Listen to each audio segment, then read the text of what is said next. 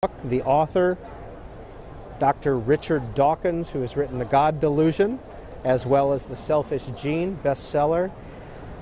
Dr. Dawkins, why did you choose to write an autobiography at this point?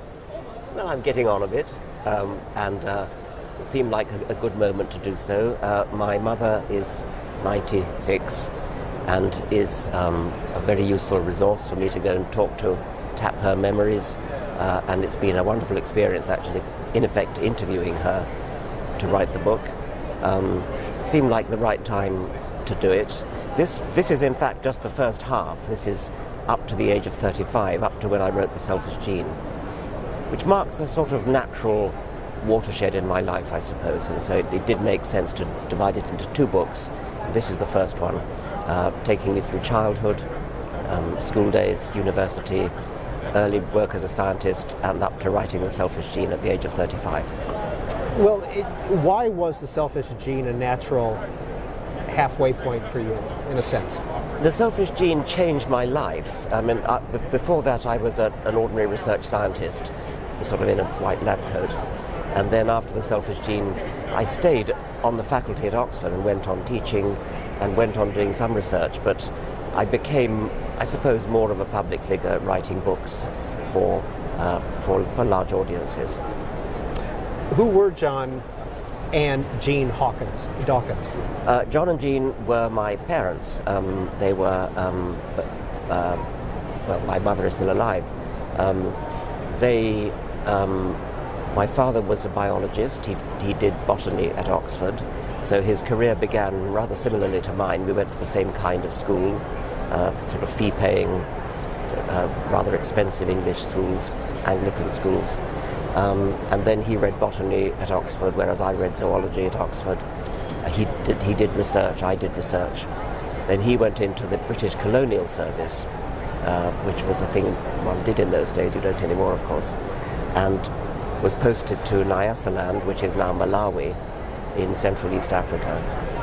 And then was called up to fight in the war against the Italians in Abyssinia and Somaliland. And I was born around that time. My mother was an art student, came of Cornish family, and they had a shared love of wild things, wildflowers. Both of them knew all the wildflowers, and so I was brought up in an atmosphere of scientific inquiry and love of nature. Were you brought up in the Anglican Church? My parents had no interest in religion, but I was sent to Anglican schools. It was rather difficult not to. I mean, that's again a thing that normally happened. It was quite hard to find a school that wasn't in some way churchy. And when did you lose that connection? I suppose finally at the age of about 16, when I was at school. But I had my doubts from earlier. I think I first of all had my doubts around the age of about 9, when my mother pointed out to me that there were lots of different religions, and the one I was brought up in was not the only one. So when you asked your parents about religion, about God, how did they respond? I think my mother told me the standard sort of Christian stories, as though she believed them, which I think she didn't. Then when I went to school, I got it all from school. Richard Dawkins, how did The Selfish Gene come about as a book? Well,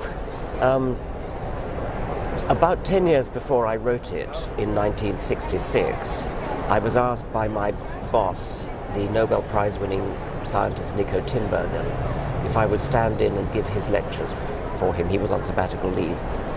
And I wrote a course of lectures in animal behavior, which pretty much foreshadowed the rhetoric of The Selfish Gene, the idea of immortal genes bounding through the generations, discarding a succession of bodies. All that rhetoric was in those lectures in 1966. And I vaguely thought at some point I might write it all down. And I finally did so in 1976, when The Selfish Gene was published. But you can find in The Selfish Gene almost the same words as the lectures that I gave in 1966.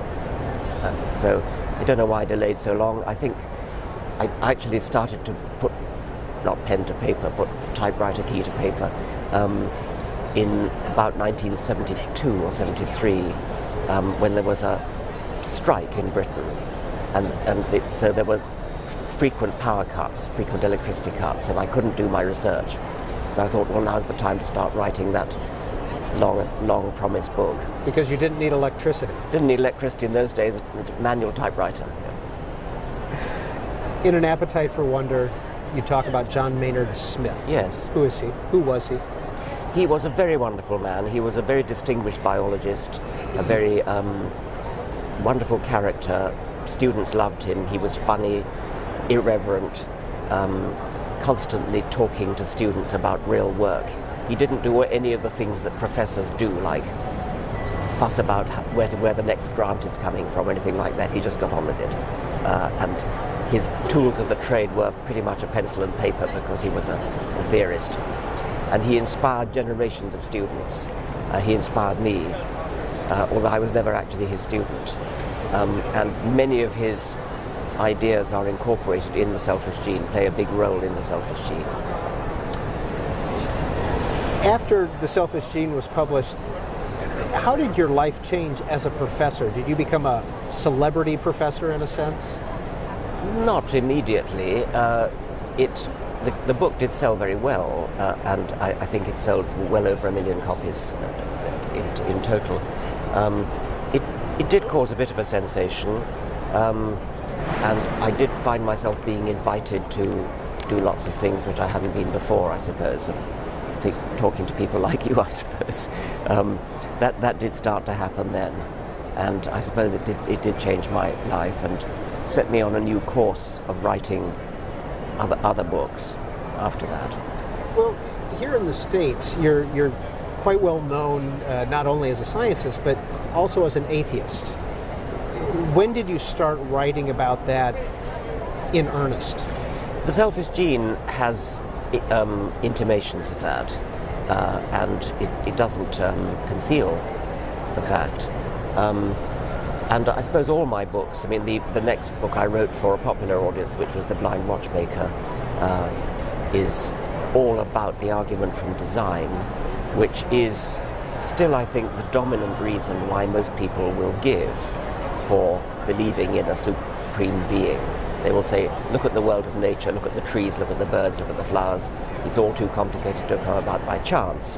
And of course it is too complicated to come about by chance. That's not what it's about. It came about by natural selection, which is the opposite of chance. And so The Blind Watchmaker was an attempt to explain that to people, and was taken as an atheistic book by many people. Indeed, I think the subtitle in America was something like Why the Evidence of Evolution Shows a Universe Without Design, or something of that sort. So The Blind Watchmaker was at least interpreted as an atheistic book, and all my other books since then could be interpreted in the same way. The only book that is explicitly and at length atheistic is The God Delusion, published in 2006, which is, I think that's my biggest seller, in fact. That sold more than 2 million copies in English, and I don't know how many in about 30 foreign languages. But apart from that, my books haven't been devoted to atheism in the way that The God Delusion has. Charles Darwin, your hero, you say, in An Appetite for Wonder. Indeed, yes. And Charles Darwin was a brilliant thinker, brilliant explainer. One of the things I find surprising is that Darwin's idea, which is really so simple, I mean, anybody should be able to understand it, came so late. It came 200 years after Newton. And really, you might think that what Newton did was cleverer, more difficult to think of. I mean, inventing calculus, working out optics, understanding gravity, the laws of mechanics, the laws of motion. These are all supreme achievements of the human mind. 200 years before Darwin, and you can't help wondering why somebody like Newton, or indeed Aristotle, didn't think of Darwin's really simple but immensely powerful idea. Richard Dawkins is somebody who's written about science, written about ideas. What was it like to write about yourself? Quite difficult. There's a certain embarrassment factor in writing about yourself, and I was persuaded by both the British and American publishers that it was worth doing, that I should do it, and I should overcome that embarrassment factor. I hope it's a good humoured book. I like to think it's humorous. I like to think there are plenty of laughs in it. And finally, I can say I think that I enjoyed writing it. Did you end up enjoying it? Yes, I think I did. Why? Reliving memories, it's not exactly a systematic history of my life. It's more a patchwork of memories, which actually was the working title that I had in mind when I started writing it. So they're kind of random memories, but I hope that random memories are put together in such a way, and I hope a funny way, as to encapsulate a life. It'll be in the bookstores in September of 2013. Is this the American cover, or is this the English and American cover? No, that's the American cover. And what does the English cover look like? The British cover is side. It's not smiling. It's sort of, I suppose you could say, it's more poetic rather than cheerful, and it has me holding up a little jar containing an insect. And gazing at this, sort of inspecting this insect. Why different covers? Why would that sell in England? And I have no idea. Publishers have their ways, and I actually like both covers, and I'm quite happy to have both of them out there. An Appetite for Wonder: The Making of a Scientist. Richard Dawkins is the author. It'll be in bookstores in September of 2013. This is